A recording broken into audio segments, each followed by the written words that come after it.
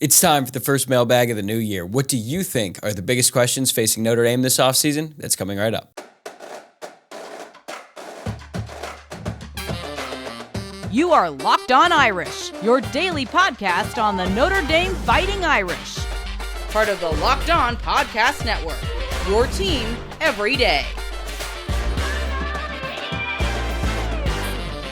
What's up and welcome into Locked On Irish, your daily Notre Dame podcast, part of the Locked On Podcast Network, your team every day. Today is Thursday, January 4th, and I'm your host, Tyler Wojciak. I'm a Notre Dame alum and producer covering college football for Fox Sports, and today's episode is brought to you by Gametime. Download the Gametime app, create an account, and use code LOCKEDON for $20 off your first purchase.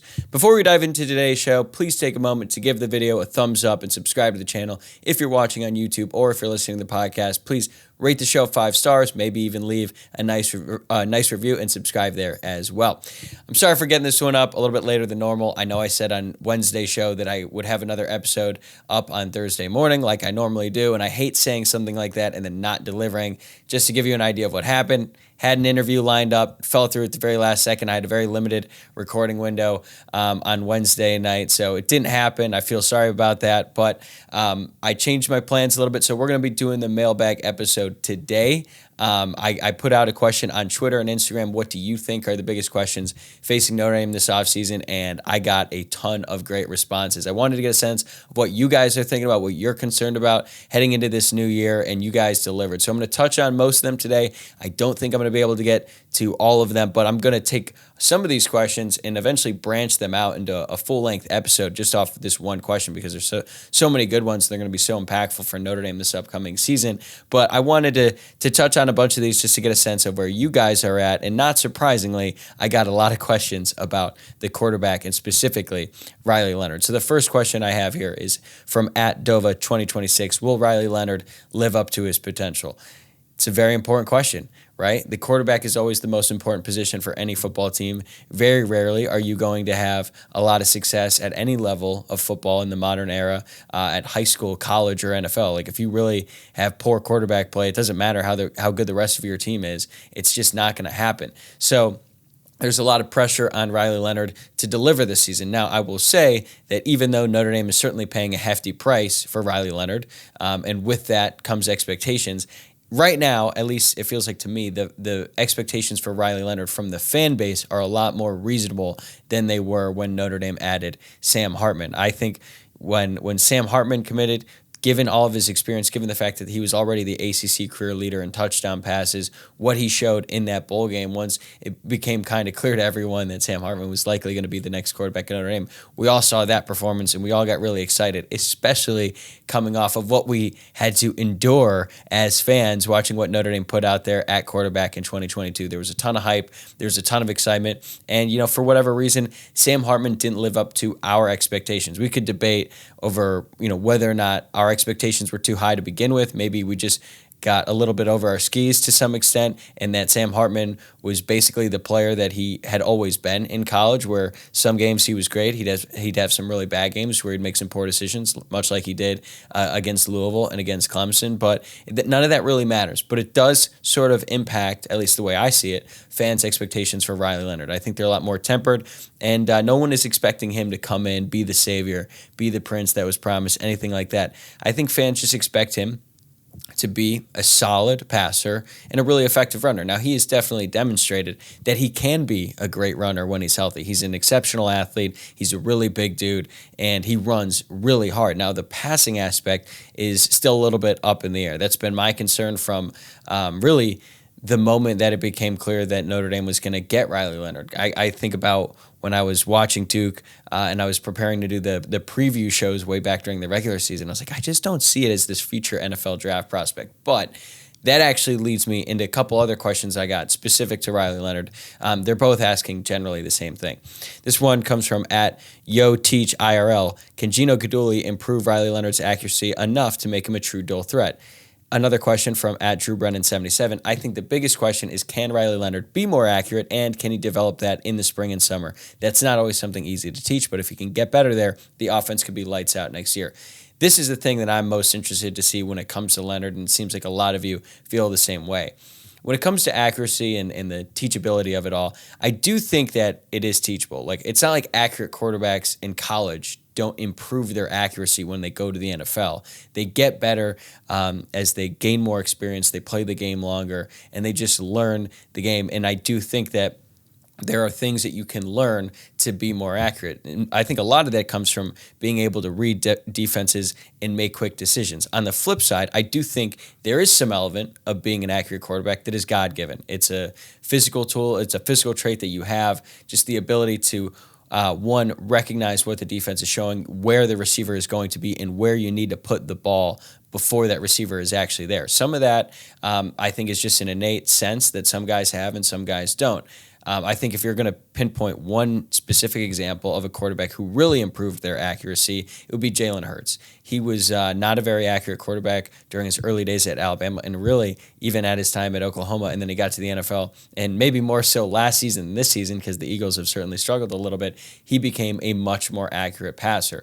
That's just one example, but I do think it's possible. I think guys can improve that, and it's going to be a big task for Gino Guidugli and the rest of the offensive staff to make sure that Riley Leonard is an accurate quarterback at Notre Dame. He was accurate during his 2022 season at Duke. He finished with a 63.9 completion percentage. That number dipped a little bit in 2023, but it's hard to really put much stock into any of his 2023 stats because he only played in 7 games. He was really hurt in 2 of them against Louisville and Florida State. His last game when he played fully healthy was against Notre Dame, who had the best pass defense, or at least one of the best pass defenses in college football. So it's really hard to look at his numbers. I mean, they're not great. I'm not going to sugarcoat. He only had 3 touchdowns to 3 interceptions, 3 passing touchdowns, I should say, and just over 1,000 passing yards. Like, that's not great. That's not really what a great passer throws up there. But I think if you look at his 2022 stats, it's a lot more encouraging, and you can think, okay, this guy definitely has some ability, specifically throwing the ball. And there's plenty of reasons for Notre Dame to be excited and think that he could maximize his potential with the Fighting Irish. Like, his 2022 season was great. He was only a sophomore playing in a Duke team that we don't think was nearly as good as what this Notre Dame team could be in 2024. So then the final question about Riley Leonard comes from @Gionelli62. Is Riley Leonard really the best option at quarterback? If Riley Leonard lives up to his potential or even comes close to it, he is without a doubt the best option at quarterback for Notre Dame and will probably be one of the best quarterbacks in all of college football. I think his potential is that, like, sky high, given the fact that he's got a really strong arm. Again, accuracy is an issue, but he's really strong. He can throw the ball a mile. He's a really good athlete. He's got ideal NFL size, and he's got some experience at the college level. Everything I just mentioned, he has better than Steve Angeli, except the accuracy part. Steve Angeli looked in total command of the offense when he played in the Sun Bowl, was accurate, took some risks. Actually, his biggest risk was probably when he was running the ball and decided to hurdle, which was insane. But it's a fair question to ask. If Riley Leonard doesn't live up to his potential, or say he just becomes injury prone and he's never really able to put it together during the course of the season, even if he's playing like 10 or 11 games, if he's dealing with nagging injuries and stuff like that, that will affect his play. So if he doesn't live up to his potential, that starts to show itself in spring and summer, then it's a legitimate question to ask if Steve Angeli is the better option for Notre Dame at quarterback. But who knows if Steve Angeli is even going to be around when that time comes. Like, right now, at the time of this recording, Steve Angeli has not entered his name in the transfer portal. I don't expect him to put his name in the transfer portal this cycle, knock on wood.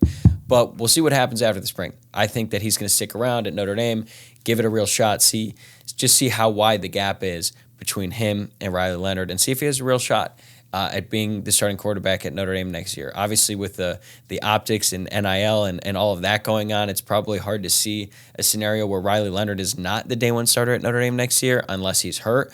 But if Angeli sticks around and shows the staff that, hey, he's a really good option, that could change things, and the staff is going to have to make a difficult decision at some point or another. Now, if Angeli leaves and then it's Riley Leonard and Kenny Minchey, I would have to imagine that Riley Leonard, the gap between him and Minchey is much more significant, just given the fact that Minchey is not that experienced. And I think that Minchey could have a really bright college career, but he's only going to be a redshirt freshman, and his time on the field on Saturdays and a little bit in the Sun Bowl, he really wasn't doing anything other than handing the ball off. So this is going to be a very, very important development that we are going to talk about over the course of the next 8 months in the offseason. We're going to talk throughout the next season because Riley Leonard, the rest of the team around him looks like it's in great shape. But how good can he be? Can he be a real difference maker at quarterback, especially in the big games? Because that is something that Notre Dame has lacked for a really long time. I love Ian Book.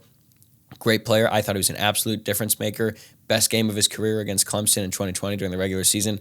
Outside of that, in some of the bigger games against Clemson in the ACC Championship, Alabama in the playoff, Clemson in the playoff, he wasn't the difference maker that we had hoped. Notre Dame needs Riley Leonard to be that difference maker. I think he has the physical tools to do it, and we're just going to have to wait and see. But I am confident that he's going to be the starting quarterback for Notre Dame this upcoming season, and then I think he's going to thrive in Mike Denbrock's offense. But Leonard is just one part of the equation, right? Who's going to be blocking in front of him? Because that's going to have huge implications for next season as well. And we're going to talk about it right after this.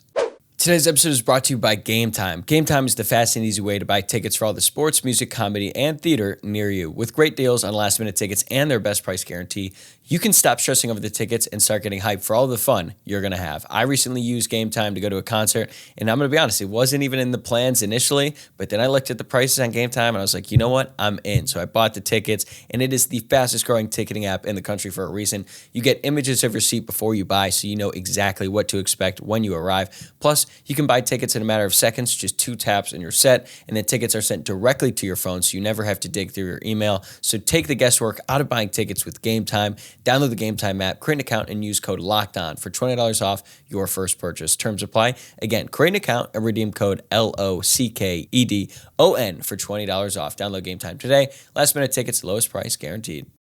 So I just spent a lot of time talking about the quarterback situation in segment 1, but that's obviously just one part, right? It's only one question that Notre Dame is going to have to face throughout this offseason and going into next season. Another big question, specifically on offense, is who's going to start on the offensive line? And that's what @McBride7 wants to know. New look, offensive line, who's going to start? This is a great question. And to be honest with you, we likely won't know the answer to this until about a couple weeks before the season starts, at least if it's anything like this past season was for Notre Dame, because last year we all expected redshirt freshman Billy Schrauth to start at left guard and the fifth-year senior Andrew Kristofich to start at right guard. They were the guys getting the majority of the reps in spring practice. I think they were the first group to even run out in fall camp as well. But instead, Rocco Spindler and Pat Coogan won the jobs, and they started for the bulk of the season at guard up until Rocco Spindler suffered a knee injury that required surgery and that wiped out the end of his season. Because of that, I'm not going to look at the group that Notre Dame ran out there in the Sun Bowl and think that's going to be the first team unit next season. It might not even be the first team unit come spring practice. So let's go over it again. Notre Dame started Charles Jagasaw at left tackle, Pat Coogan at left guard, Ashton Craig at center, Billy Schrauth at right guard, and then Tosh Baker at right tackle.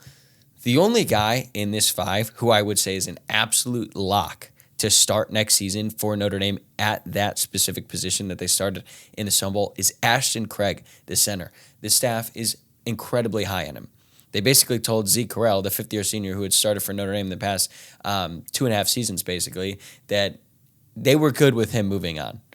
He had already gotten his degree at Notre Dame, and they were ready to go all in on Ashton Craig. And we actually got to see a glimpse of Ashton Craig and what he could do as the starter after Zeke Correll went out with a concussion in that Clemson game. So I feel very confident that Ashton Craig is going to be the starting center for Notre Dame next season.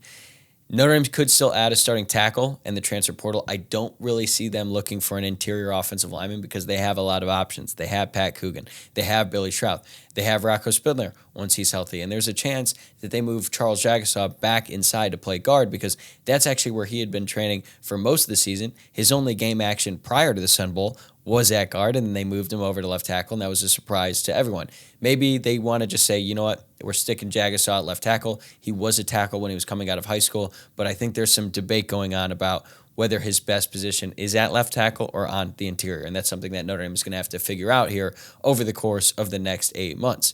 But at the other tackle, you've got Tosh Baker, who started in the bowl game, but then you have Emil Wagner, who's a little bit younger, came in as a pretty highly touted recruit. He's much more athletic, but he's also a lot more undersized compared to Tosh Baker. If you were thinking about like the athletic ability and the footwork that's required to play left tackle, Emil Wagner probably has that better than anyone in that room. The only problem is he just doesn't have the size to play left tackle right now. Now, maybe Laren Lando helps him gain a bunch of weight and good weight, not just like fat, so that he could potentially play left tackle next season, I could definitely see that being an option. I think there's really two ways of looking at the Notre Dame offensive line situation. There's glass half full, glass half empty.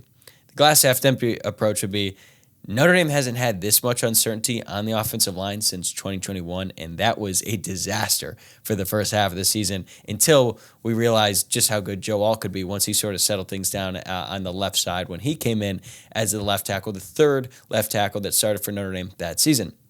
On the other hand, a little bit more of an optimistic look at it, a lot of these guys, pretty much all of them, were top recruits when they were in high school, and they're all very talented, and the coaching staff likes them for different reasons. So if they're able to put it all together here, they could really exceed expectations going into next season, but there's going to be a lot of uncertainty about that position. I think there's going to be a lot of moving and shaking by the coaching staff to see, trying to figure out what piece of the puzzle works best for this group going into next season, and it's going to be a very, very important piece, and I'm sure that we are going to talk about it a lot on this podcast until then.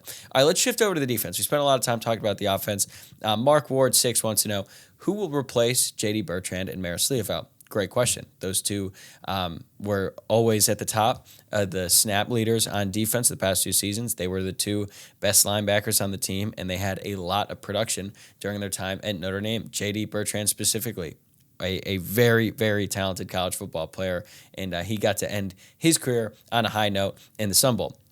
So as for who's going to replace him, I think it's going to be Drake Bowen at Mike, and I think Jack Kaiser is going to move over to Will, and those two will be the leaders of the linebackers next season, which is a lot to ask of Drake Bowen, who will only be in his second year of college football. And even though Jack Kaiser has been a really productive player, most of that has been when he's playing his natural position of rover. Maybe it'll be a little bit different once he has a full offseason to prepare to play more inside and play on the interior. Maybe that changes how he plays next season, but still, given Jack Kaiser's experience and his production, I think he's going to be on the field a lot, and I think the coaching staff is really high on Drake Bowen, and I think they see him as like an even better J.D. Bertrand. He's basically a sponge, I think is what the term I've heard referred to him as, is someone who's just like really dialed into the film room. He understands the defense now. He can call it out, and he's going to be asked to do a lot next season despite his inexperience.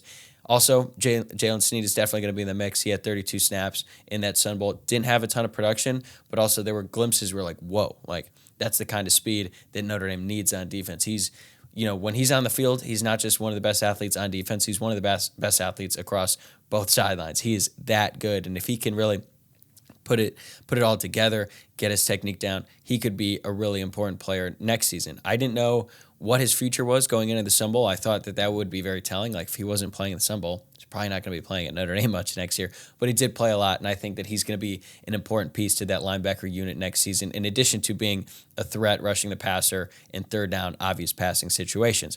And the reports about Kingston Viliamu-Asa, the incoming true freshman out of Los Angeles, I think he's going to be a big-time contributor as a true freshman. Marcus Freeman said in his press conference after National Signing Day that he thinks that KVA is the most college-ready of anyone in that class, and based on what he's been doing at the All-American game, it just seems to reinforce that belief. He was an incredible player for St. John Bosco. They're always one of the top high school programs in the entire country, so he's basically playing at the highest level of high school football you possibly can, and he's been doing it for a long time. So I think it's still a lot to think that KVA is going to jump Drake Bowen right away. Maybe it happens over the course of the season, but even then, he's going to be a top reserve at the linebacker, and I think he's going to see plenty of snaps next season.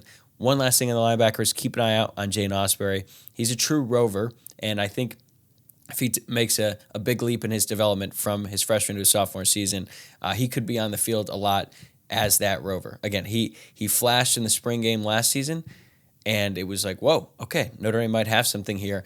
And I think that he's sort of been waiting his time, but he's going to really make a good impression next season and start to see the field a whole lot more. All right, one more question about the defense. This one comes from @JPatterson3, who asks, who plays next to Xavier Watts? Who is cornerback number 2? Is Riley Leonard legit? Yeah, I think we covered that one. And how do we get more from our wide receivers? So we got one more question about the wide receivers at the end. So who starts opposite Xavier Watts might be one of the biggest questions I have about this team heading into the offseason. I actually don't think it's being talked about enough. Like, as great as it is that Xavier Watts is coming back, that other guy is very important. And even though DJ Brown definitely could have made a few more plays this season. I think that he was at least pretty reliable in his role, like you knew what you were going to get from DJ Brown. I don't know what to expect from that other safety position this year. Adon Schuler, staff seems pretty high on him, but he was getting beat over and over and over again in the Sun Bowl, so that was a little discouraging. Ben Minnick, Luke Talich, young guys at safety who impressed last summer, but they have very little experience as well. Luke Talich is pretty thin as well. He needs to put on some more weight, and I just think Notre Dame really needs to get a safety in the transfer portal and not another reserve safety like they got last year with Antonio Carter, who was playing for Rhode Island at cornerback. Notre Dame needs someone who has started at safety at the Power 5 level and hopefully can contribute for Notre Dame next season. As for quarterback, I would say it's going to be a battle between Christian Gray and Jaden Mickey. Mickey's the more experienced option, but I think Gray's more talented overall.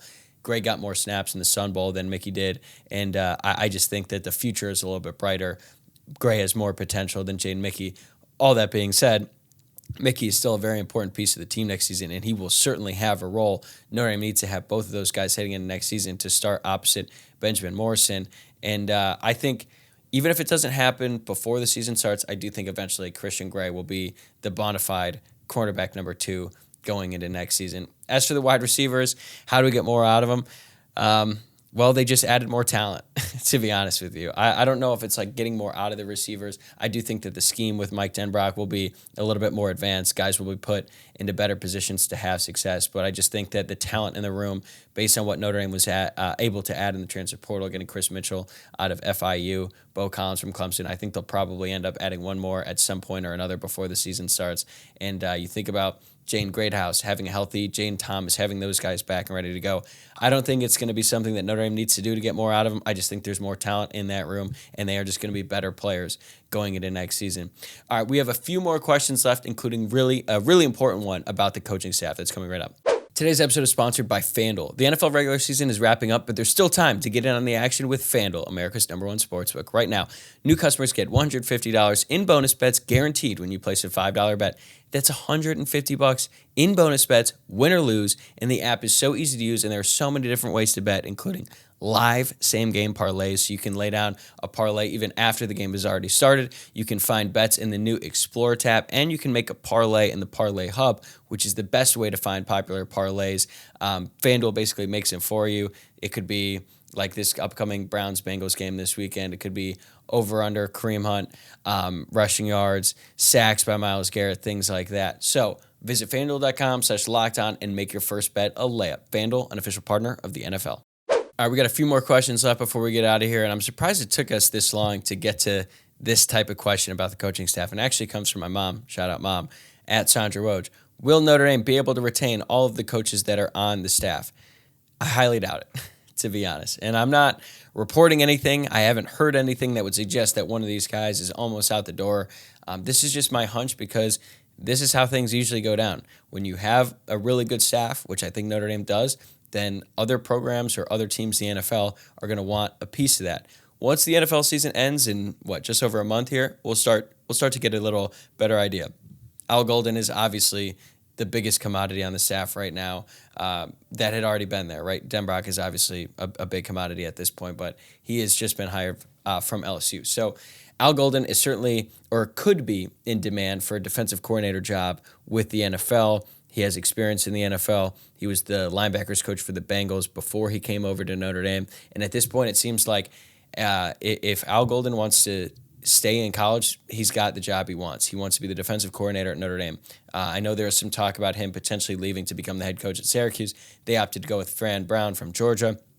And it seems like at this point, Notre Dame is either very close to signing that extension with Al Golden, or maybe it's already done and they haven't really announced it yet. But I think that he's going to be compensated extremely well. Notre Dame is looking to re-sign him for another 3-year deal. So I'm not worried about any other college program coming in and taking him away. But I do think that if the right NFL job opened up as a defensive coordinator and they came calling for Al Golden, it's just going to be tough. It's going to be tough to beat.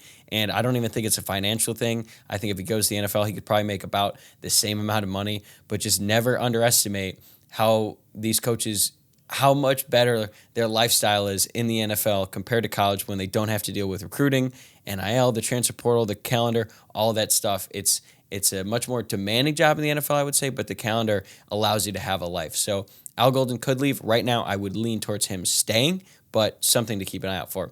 Chris O'Leary, the safeties coach, he's been around for a long time. He was approached by the Baltimore Ravens, I believe, last offseason. So once this NFL season wraps up, I think he's probably going to get some calls as well, especially given the development of Xavier Watts. I think he has certainly improved his stock.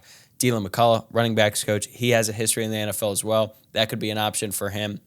Or maybe he wants to elevate his game in the college game. I could definitely see Dylan McCullough taking like the Lance Taylor route where he leaves as the running backs coach, becomes an offensive coordinator, co-offensive coordinator somewhere else. And not long after, he's a head coach. Lance Taylor's the head coach at Western Michigan. I could see a similar career path for Dylan McCullough if he were to decide to make that move. Could happen this offseason. It could happen next offseason. But even the best teams have a lot of coaching turnover, probably no more than Alabama, where it seems like they got to figure out their whole staff every single year. But it's part of the game.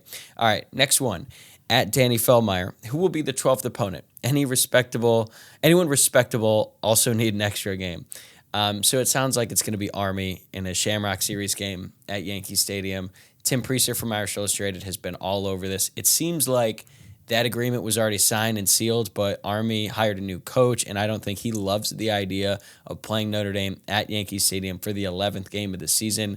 Personally, I don't like this game at all. I hate it, to be honest. It's kind of like been there, done that. Playing another service academy just does nothing for me. And Notre Dame's played in Yankee Stadium multiple times now. I went to that game when Notre Dame played Syracuse in Yankee Stadium in 2018. It was a good time. It was great seeing friends. But I don't know, man. Just it's cool being in Yankee Stadium, but it's not the old Yankee Stadium. And there's not a lot of good seats there. We paid a lot of money too. Now that I think about it, we were pretty close to the Notre Dame sideline. Guess what? You couldn't see anything because the players were standing, and you couldn't really get a good vantage point of the field. So I don't know. I like the Shamrock Series games. I just don't. I think this might have the least amount of juice of any Shamrock Series game in a long time. But I don't know. Maybe it falls through. If it does, I feel like it's going to be pretty difficult to find a good team this late in the process because of how far in advance these teams make their schedules. And now with all the conference realignment stuff that's already going on in college football, it's really hard for me to believe that if this game falls through, Notre Dame would find a quality opponent, one that would get us all a little bit excited. So, I guess just start preparing for that. All right, last question. Let's end on a positive note. At BSJerry83, how much are we going to win the Natty by? I love this question because now is not the time to be rational. It's January. We're months away from the season. We're about to watch Michigan potentially win a national championship. So let's boost our spirits a little bit. Let's fantasize. I think the Irish are going to win next year's national championship by 3 over the Georgia Bulldogs in what will be the end of a dream season for Notre Dame. And I actually don't even know where the national championship is next year. Hopefully it's not in Houston. What a terrible destination for that. Shout out to the Houston people. No offense to you guys. This is not meant to be disrespectful to Houston, but in terms of cities with a ton of college football history, I would much rather than play at the Rose Bowl, the Orange Bowl, the Cotton Bowl, any of the traditional bowls. So this is not meant to disrespect Houston, but I do hope that next year maybe it'll be in a more traditional college football location. If Notre Dame is playing in that game, I can assure you that I will be there. All right, that's as good of a place as any to end it on. Thanks again for tuning in today's Locked On Irish. Since I'm posting this pretty late on Thursday evening, this will be my last episode of the week. I will be back next week to talk some Notre Dame men's basketball. We got a lot to catch up on there. Some national championship recap, more off-season stuff as well. So make sure that you're subscribed to the show on YouTube or wherever listening to the podcast, and you will never miss an episode that way. Enjoy our weekend, and I'll see you next week.